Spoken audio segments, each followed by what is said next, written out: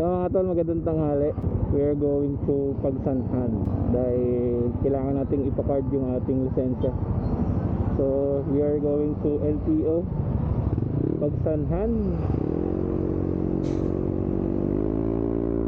dahil yung last February is nagpa-renew ko sa kanila. Hindi naman pala, nagpadagdag ako na restriction, and then papel yung binigay nila sa akin, and then yung papel na yun nalabahan natin kanina. Hindi pala kanina, no, isang araw. Kanina ko lang napansin na nasa loob kasi siya ng pantalon, and then yung nabasa, and then yung contact natin doon, sabi nila may card naman daw. Galing na rin ako kanina ng LTO Darasa Tanawan. Baka sakali lang ako na pwedeng doon kumuha ng card, and then sinabi nila na kung saan ako kumuha or nag-renew, din ko siya makukuha. So sayang naman yung araw, kaya pinuntahan ko na rin dito sa pupuntahan na rin natin sa Pagsanhan. Alright.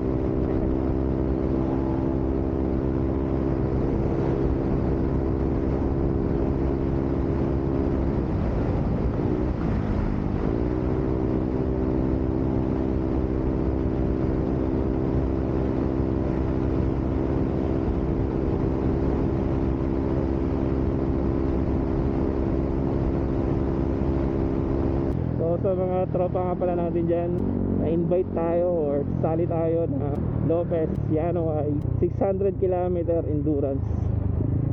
So hindi pa ako familiar sa ruta, pero along Quezon lang din yan. And then ayun nga, yung pinaka highlights ng kanyang ruta is Mayon Skyline. So makabiyahe ulit tayo ng Bicol. Ito na yata yung pinakamalayong grid na napupuntahan namin, endurance, tapos pinakamalayong grid. August 10 to 11 nandyan na kami, kasama ko tropang Kier, siyempre ang ating buddy, walang iba, alam niyo na, Rachel. Yan, yun na, inabot tayo ng ulan, maambon-ambon na. Nandito pa lang tayo sa Victoria Pila Pagsanhan. Tama ba ako? Malayo pa, bagal ang motor natin ngayon dito sa Santa Cruz. Shit, wala pa naman akong dalang kapote. Ay, ang tagal eh. 120 seconds. Pinagbabawal na technique.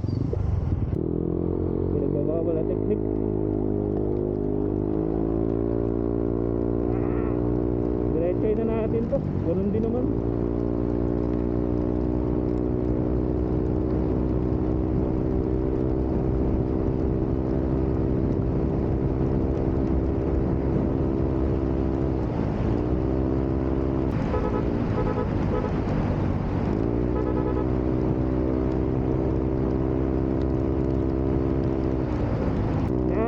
Sinecheck ko kasi baka abutin tayo ng cut off. Alauna na din naman. Yo, Pagsanhan na tayo. Sana parang layo pala, no? Parang biglang ang layo. Okay, no? Lapit na tayo. Dito na tayo magpatuyo ng damit. Layo nang narating natin na para sa lisensya. Naabot na ng ulan. Hanggang ano oras sila dyan, kuya? Hindi nga nabasa, hindi ko pa maiisip mag... Thank you po.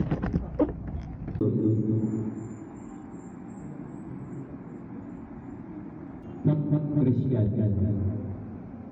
Paano niya yung Christian dito? Tinawag agad tayo.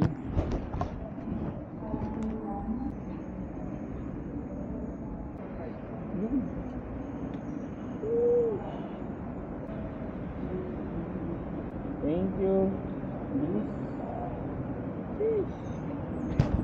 Shit, ang bilis. Wala pa akong 5 minutes dito eh.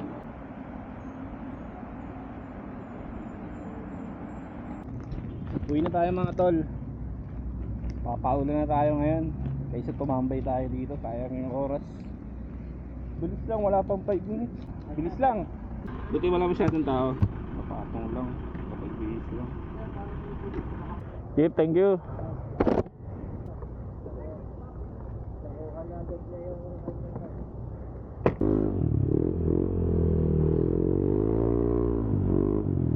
Alright. Uy, ang lamig. Sarap bumiyahe.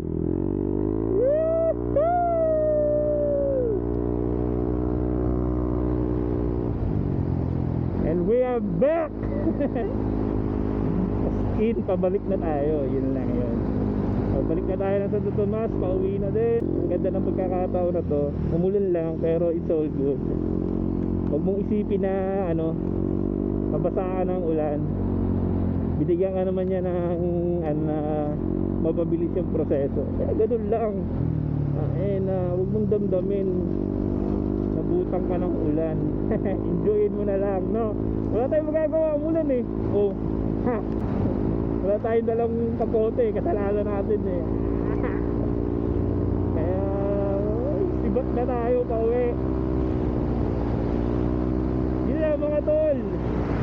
Yun lang yung ganap natin ngayong araw. Mga konting update lang. Yun, nakita-kita tayo August 10, 11 Lopez, Quezon, Yanuay. So let's go!